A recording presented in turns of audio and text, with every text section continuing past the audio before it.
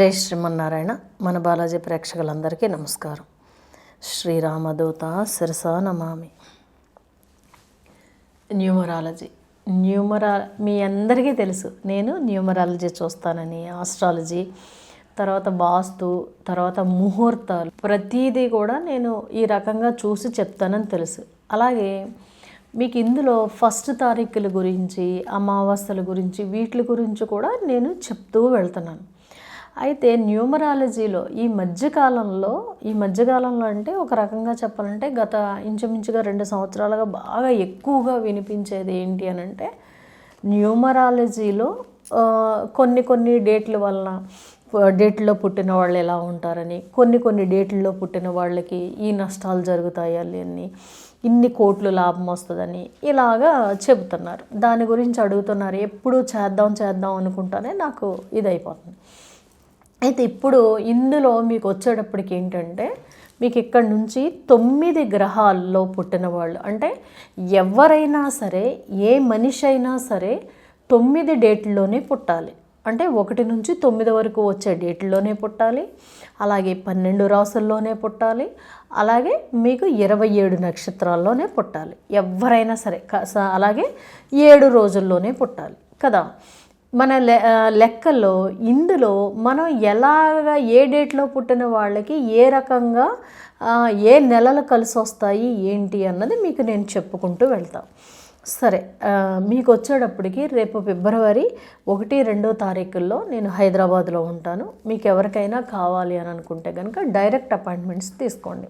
అలాగే మీకు పూజకు సంబంధించి ఏ ఐటమ్స్ అయినా సరే, పూజా ఐటమ్స్ వాళ్ళ దగ్గర తీసుకోండి. చాలా రీజనబుల్గా ఉన్నాయి, చాలా మంచి ప్రొడక్ట్స్ అనేవి ఇస్తున్నారు. అలాగే మీకు చూడండి, నేను చేతికి పెట్టుకున్నాను కదా ఈ బ్యాండ్లు చాలామంది తెప్పించుకుంటున్నారు. దీని గురించి మీరే మాకు ఒక రకంగా చెప్పాలంటే, అమ్మ ఇలా ఉందమ్మా, అలా ఉందమ్మా మేము పెట్టుకున్నాక అనేసి మీరే చెప్తున్నారు. నేను మీకేం చెప్పక్కర్లేదు. భగవంతుడి దయ వల్ల మనం ఏది చెప్పినా ఏం చేసినా ఉపయోగపడాలి, ఓకేనా. ఇలాగా కాబట్టి ఏం కావాలనుకున్నా వాళ్ళ దగ్గర తెప్పించుకోండి. అయితే ఏంటి అని అంటే, ఇప్పుడు 1వ తారీఖున పుట్టారు అని అనుకోండి. 1వ తారీఖున పుట్టిన వాళ్ళ జీవితం ఎలా ఉంటుంది, తర్వాత వాళ్ళు వచ్చేటప్పటికి ఎలాంటి లక్షణాలు ఉంటాయి అనేసి చెప్తున్నారు.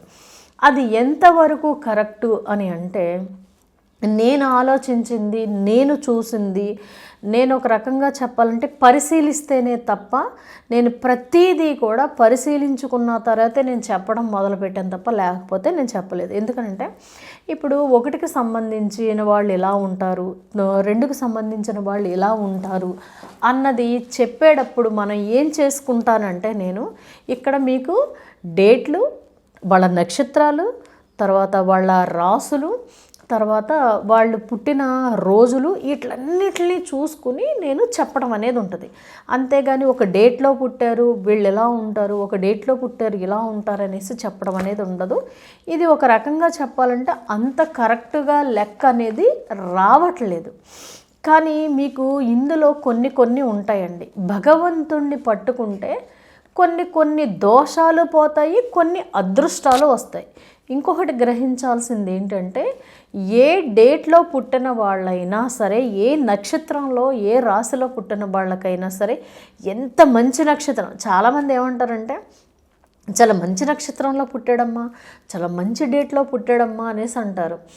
ఎంత ఇదైనా సరే, ఎందుకని అంటే ఎంత మంచి నక్షత్రం అయినా కొంతమందికి అది చెడు నక్షత్రం అవుతుంది, ఎంత మంచి డేట్ అయినా అది కొంతమందికి చెడు డేట్ అవుతుంది.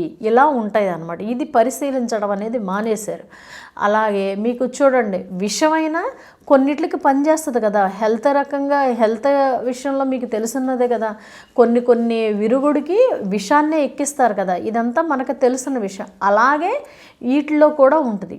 ఇదంతా మీకు ఎందుకు చెబుతున్నాను అని అంటే, చాలామంది ఈజీగా చెప్పేస్తున్నారు. ఇది చాలా చాలా చాలా పెద్ద సబ్జెక్టు. దీన్ని గనక మనం పట్టుకుంటే ఈజీగా వెళ్ళిపోతుంది జీవితం. అంటే ఒక్కట్లనే నేను దీన్ని పట్టుకోమంటలా. ఇటు ఆస్ట్రాలజీ, ఇటు న్యూమరాలజీ, వాస్తు, ఫోన్ నెంబర్స్, ఈ ముహూర్తాలు, వీటిలన్నిటినీ మనం గనక పట్టుకుంటే మన జీవితం ఈజీగా నడుస్తుంది అనేసి చెప్తున్నా. అయితే ఇందులో ఏంటంటే ఏ నెలలు కలిసి వస్తాయి, అలాగే ఇందులోనే ఫస్ట్ ఈ 9 గ్రహాల్లో పుట్టిన వాళ్ళకి ఫోన్ నెంబర్లు ఎలా ఉండాలి అన్నది, అలాగే పేరు రాస్తారు కదండి, పేరు రాసేటప్పుడు ఎలా రాయాలి ఇవన్నీ కూడా, అలాగే మన పేరులో ఎన్ని అక్షరాలు ఉండాలి అన్నది కూడా మీకు నేను ఒక్కొక్క వీడియో కింద చేసుకుంటూ 8కి సంబంధించిన వాళ్ళు 17, 26 ఈ తారీఖుల్లో పుట్టిన వాళ్ళకి ఒక రకంగా చెప్పాలంటే ఈ 12 నెలల్లో వీళ్ళకి చాలా తక్కువ ఉంటాయి. వీళ్ళకి వచ్చేటప్పటికి 3, తర్వాత 4, తర్వాత 6, తర్వాత 12 ఈ నెలలు మాత్రమే వీళ్ళకి బాగా కలిసి వస్తాయి. ఇది మాత్రం గుర్తుంచుకోండి. మాకు ఈ నెలలోనే ఉన్నాయా అని అంటే ఇవి నిజమండి.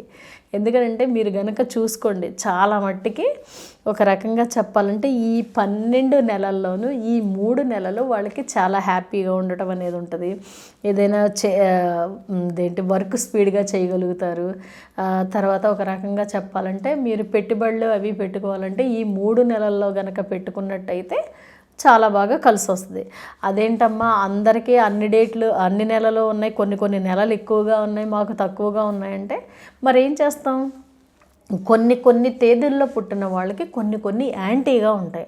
అలాంటప్పుడు అంటే ఇలా అంటున్నానని కాదు, మీరు గనక ఈ డేట్లో పుట్టిన వాళ్ళు మీరు గనక జాతకాన్ని గనక చూపించుకున్నట్టయితే కొన్ని నెలల్లో మీకు నప్పే దిశల్లో నప్పే డేట్లు నప్పే ముహూర్తాలు ఉంటాయి కదా, అలాంటివి నేను చెప్పడం అనేది ఉంటుంది. ఎందుకనంటే కొంచెం ఒక రకంగా చెప్పాలంటే ఇబ్బంది కలిగించే గ్రహాలు ఇవి, గ్రహం కాబట్టి కొంచెం జాగ్రత్తగా ఉండాలి. ఓకేనా?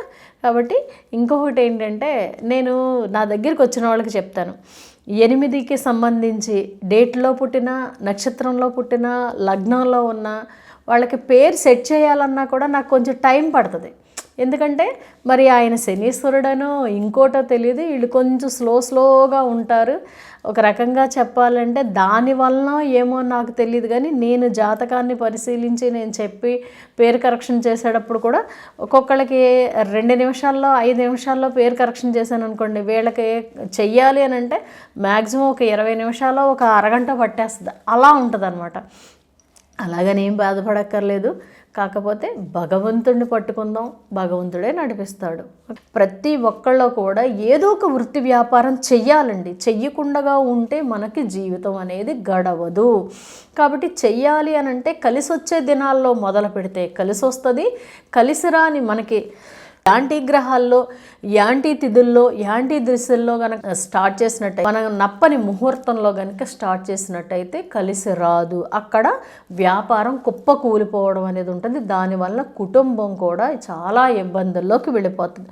ఒక వ్యక్తి ఒక సంస్థ కింద మారాలి అని అంటే కనుక చక్కటి ముహూర్తాలని, చక్కటి డేట్లని ఎన్నుకోవాలి.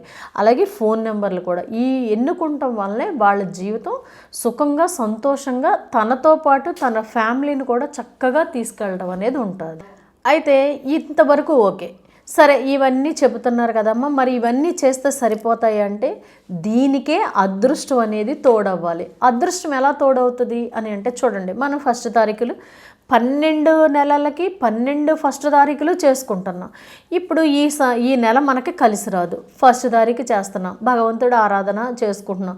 అప్పుడు భగవంతుడు ఏం చేస్తాడు? ఓహో వీడికి ఇంత నష్టాన్ని ఇవ్వాలి కాదు, కాబట్టి వీడు నన్ను ఆరాధించాడు, అమ్మని ఆరాధించాడు, కాబట్టి వీడికి ఇంత నష్టంతో తీసేద్దాం అనేసి భగవంతుడు ఇక్కడ మనకి అదృష్టాన్ని ప్రసాదిస్తాడు. అలాగే మనకి ఈ రకంగా మనం చేసుకుంటూ మనకి కలిసి వచ్చిన దాంట్లోంచి కొద్దో గొప్ప ఎవరికొకళ్ళకి సాయం చేయాలి. అంటే భగవంతుడు ఆరాధన చేసుకుంటూ గోసేవ లేని వాళ్ళకి, తర్వాత ఎవరికొకళ్ళకి పక్షులకి, వాళ్ళకి మనం గృహస్థుల కింద ఉన్నాం కాబట్టి గురువుల్ని ఆరాధించాలి. అంటే గురువులకి ఎంతో కొంత పీఠాలకి వాటికి ఎంతో కొంత ఇవ్వడం, తర్వాత గో సంరక్షణలకి ఇవ్వడం, తర్వాత ఎవరైనా లేని వాళ్ళకి ఎంతో కొంత సాయం చేయడం, ఇలాగ అన్నదానానికి కట్టడం, ఇలా చేయడం వల్ల మనకేమవుతుంది అంటే మనం చేసే వృత్తి వ్యాపారాల్లో ఏమాత్రం లోటుపాట్లు ఉన్నా, ఏమాత్రం ఎక్కడైనా ఇబ్బందులు ఉన్నా వాటిని భగవంతుడు తప్పించి బ్యాలెన్స్ చేసి వీడి మనసు ఇలా ఉంది కదా, వీడికి నేను ఇవ్వాలి, ఇస్తేనే కదా వీడు అందరికీ పెడుతున్నాడు అనేసి భగవంతుడు మనకి ఇవ్వడం అనేది స్టార్ట్ చేస్తాడు.